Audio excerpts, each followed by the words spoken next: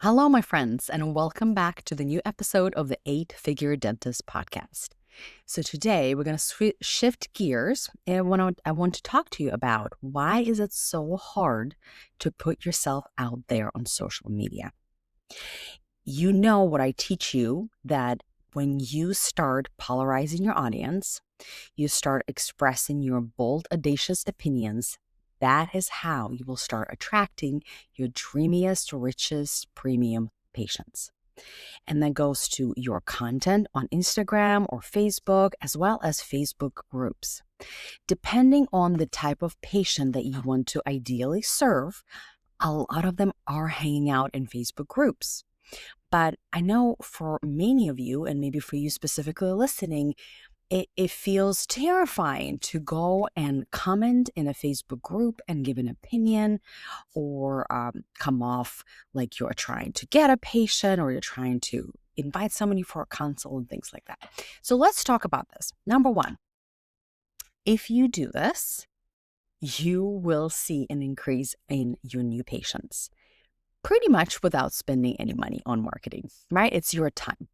It's your time talking to maybe moms, maybe that's your patient, or executives in Facebook groups, right? Or creating content, or you have to pay for someone to do this. So, but you're not spending thousands of dollars on ads or expensive booth and things like that. Okay.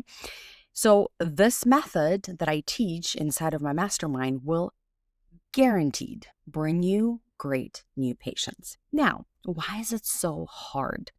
Why are we tend to water down things that we say offline and definitely online? And it actually has to do with your brain and the brain psychology. So, as you know, I have been trained as a life coach in 2018. So, that's how I started my journey in the coaching world. And then I transitioned more into business coaching because I was getting incredible financial results for my clients.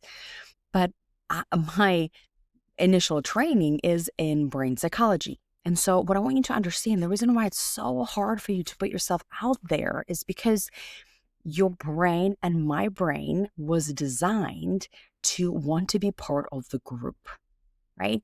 That's why public speaking is so challenging for so many people.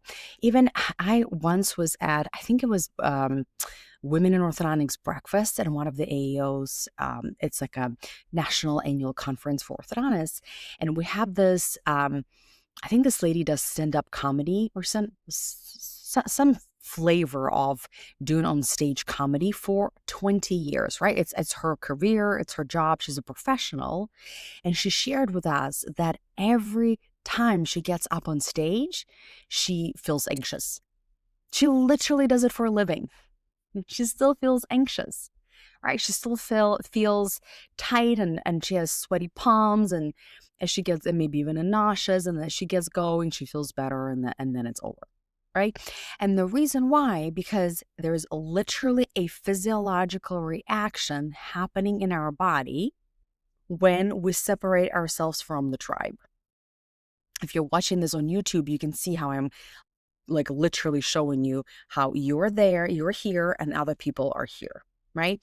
And it comes from the survival triad that we have all evolved, all humans around us, and you including, are pessimists, right? Because all optimists were eaten by the lion back in the day.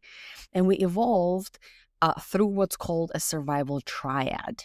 So there are three things that are constantly firing in yours and my brain unless we directed on purpose what we want to think and focus on.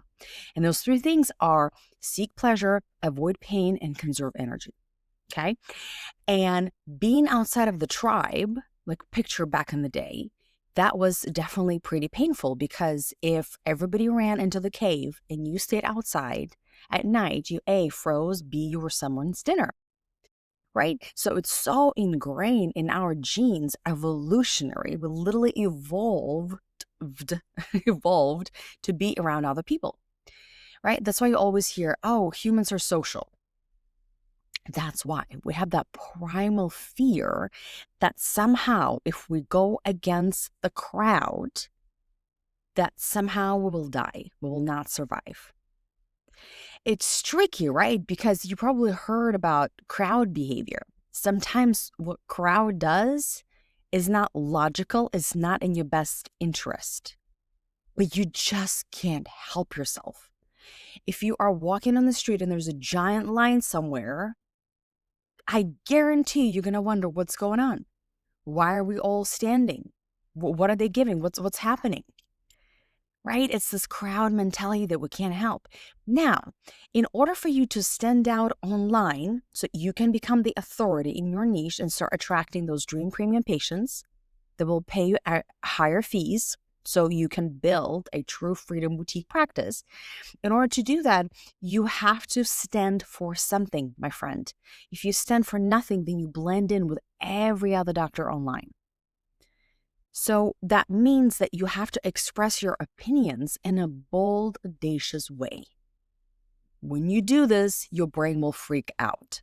Your brain will think that you might get rejected. Some people may not like you. And you know what? It's true. I recently coached a client who has built a gigantic business, $12 million business. And now she wants to branch into more of the personal coaching. And she's really struggling now because now she needs to show up personally on social media. And week after week after week, she's buffering. She's not posting. She's not creating anything. And I ask her, okay, what's going on? Tell me. And she said, well, I'm just afraid. What will people think of me? What opinion? They will have opinions. What if they don't like my stuff? And I told her, listen, half of the people will hate you. Now what? If you know my coaching style, it's very direct. It's true. Some people will not like your stuff. So what? That is the point, my friend. When you want a boutique practice, you are not for everyone. You need to polarize your audience. When you don't have people that hate you, you don't have people that love you. You have people that are kind of like, meh, you're okay. You're like blending in with everybody else. Right? If you want to be ordinary, just like every other practice, just like every other doctor, and honestly, this goes into your personal life too. If you just want to kind of keep up with the neighbors and don't stick out and be ordinary, then yes, just do what everybody else is doing. You'll have an ordinary life. It's a beautiful thing. But if you want an extraordinary life, you have to do extraordinary things. You have to stand for something.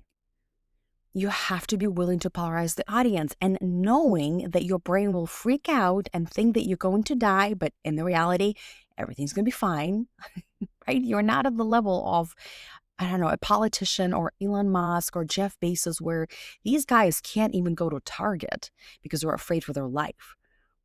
Because they're so public and so many people know about their opinions. They're not bland. They stand for something. Have you noticed how all large brands, they stand for something? And at their level, they're literally afraid for their life. You don't have to be afraid for your life. You're not that big. I say this with most love. But you need to start polarizing audience and start with something small. One of my clients, Jamie, she literally started posting in Facebook groups. Her niche is airway orthodontics. And I told her, please, let's start posting in Facebook groups where moms hang out. She started responding, like posting, not that she's creating posts. Like some moms ask a question about snoring or expanders, and she responded to a couple of people. And patients start reaching out to her. As simple as that. But that was terrifying. And I get it. Listen, it took me probably a first whole year wondering, what will my co-residents think of me? What will my teachers think of me? What will my ex-boyfriends think of me? What will my residency director think of me? I can't think like that because then I can't help you. Okay, half of them will hate me. So what? Another half will secretly love me, but will be afraid to even say it in front of other people. I'm cool with that. As long as this message helps somebody, I'm game. So I want you to understand why you have this resistance and why a lot of the time we have these thoughts of, well, I have certain reputation to maintain. I'm a doctor. I'm this and that and the other. Think about 3 generations from now. Think about this for a second. 3 generations from now. everybody who personally knew you will be dead. Do you know the name of your great-grandfather? Exactly. We don't even know it in our own family. 3 generations from now, everybody who personally knew you will be dead.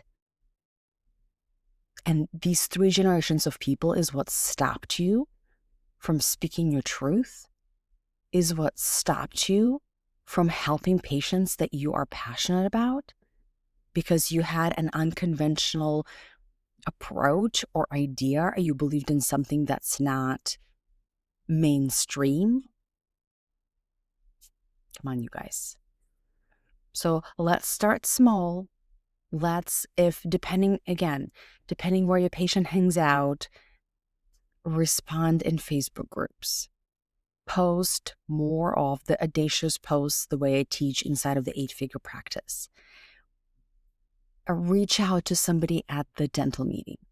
Start having those first steps and know that when you feel a little bit of vomit in your mouth, you're doing it right.